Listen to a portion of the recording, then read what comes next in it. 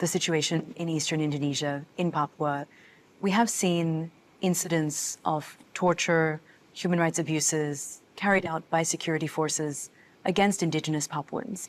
There was a recent incidents. What is your reaction?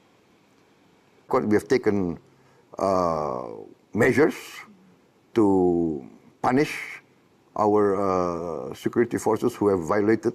But if you compare with the size of Indonesia, with the size of the population, the incidents seem to deal with seriously. But your question a bit one-sided. Why don't you open the YouTube on the channels of these so-called Papua Independence Movement? On their channel, you can see how they mistreat their own people. So would that be ensuring the security of the situation in Papua? How can that be done? Look, Indonesia is not only Papua. We will ensure security all over Indonesia, right? And our approach is always to negotiate. These terrorists who attack their own people, who attack schools, burn, kill civilians. You talk about one incident. Yes.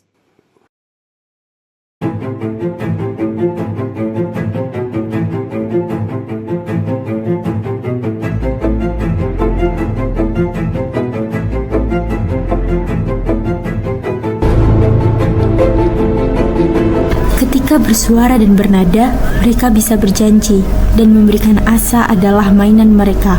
Lantas siapa yang kita percaya? Dalam hiruk-pikuk janji dan retorika, kita harus menelusuri kebenaran di balik kata-kata, menimbang bukti nyata dari tindakan mereka, bukan hanya ucapan manis yang terdengar indah di telinga.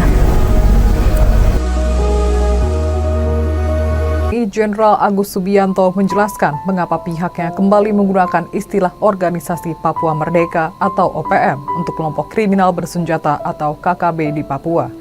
Menurutnya, kelompok separatis di wilayah tersebut telah mengadopsi istilah Tentara Pembebasan Nasional Papua Barat atau TPNPB yang secara langsung terkait dengan OPM. Pada tanggal 5 April 2024, TNI memutuskan untuk kembali menggunakan istilah OPM untuk KKB. Data menunjukkan peningkatan signifikan dalam pelanggaran HAM di Papua.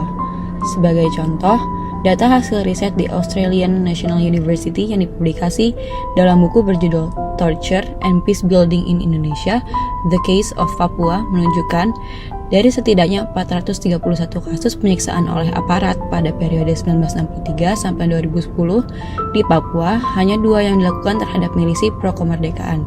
Sisanya merupakan penyiksaan terhadap warga sipil non-kombatan alias orang-orang yang tidak mengangkat senjata. Melalui aparatnya, terus menggunakan kekerasan sebagai alat untuk mempertahankan kekuasaan dan kedaulatan. Di Papua, kontrol kekerasan oleh negara telah menyebabkan berbagai pelanggaran hak asasi manusia.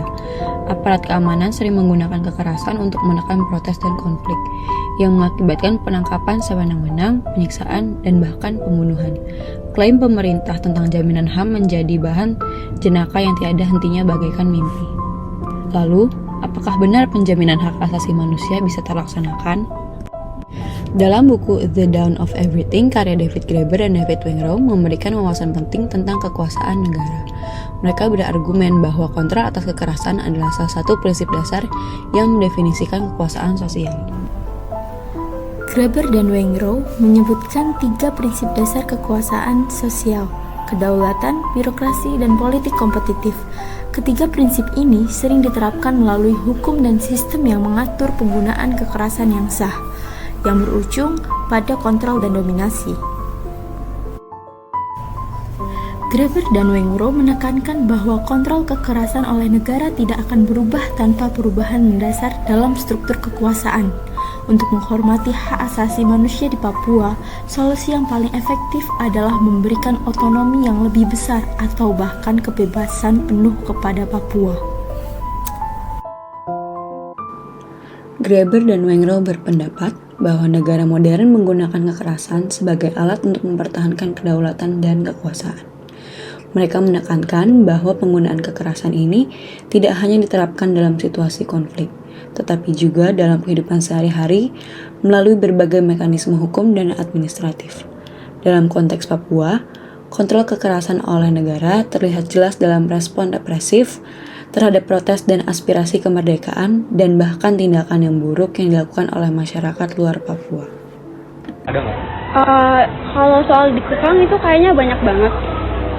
Itu biasanya dikekang itu biasanya datang dari aktivis negara ya? Oh ya, dari aparat keamanan, itu dari tentara, kepolisian juga sering terjadi.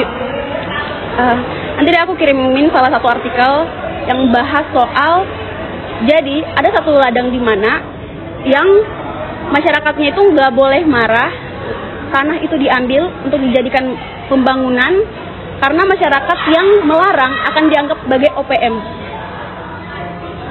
Ada. Gini. Jadi, sudah hakikat dasarnya negara tidak pernah untuk melanggar dan melakukan kekerasan demi menjaga kedaulatan. Lalu, mengapa jaminan HAM sulit terwujud? Karena kontrol kekerasan ini sudah terintegrasi dalam struktur negara, janji-janji untuk menjamin hak asasi manusia seringkali tidak realistis. Negara memiliki kepentingan untuk mempertahankan kedaulatan dan kontrol teritorial yang seringkali berlawanan dengan kebutuhan untuk melindungi hak-hak individu dan kelompok minoritas. Oleh karena itu, meskipun pemerintah berjanji untuk menjamin HAM, struktur kekuasaan dan mekanisme kekerasan yang ada membuat realisasi janji ini sangat sulit. Dalam video ini, kita telah mengkritisi tentang jaminan hak asasi manusia di Indonesia, khususnya di Papua. Tetapi, kita jangan lupakan bahwa apa yang dikatakan oleh Graeber dan Wengrow dalam buku The Dawn of Everything tentang negara modern menggunakan kekerasan sebagai kontrol sosial dan salah satu dari 3 prinsip dasar kekuasaan sosial. Kita semua memiliki peran dalam mendukung hak asasi manusia. Sudah saatnya kita sadar dan bangkit untuk mengkritisi berbagai kebijakan dan tindakan yang tidak semestinya. Mari sama-sama menjadi manusia yang sadar sekelilingnya.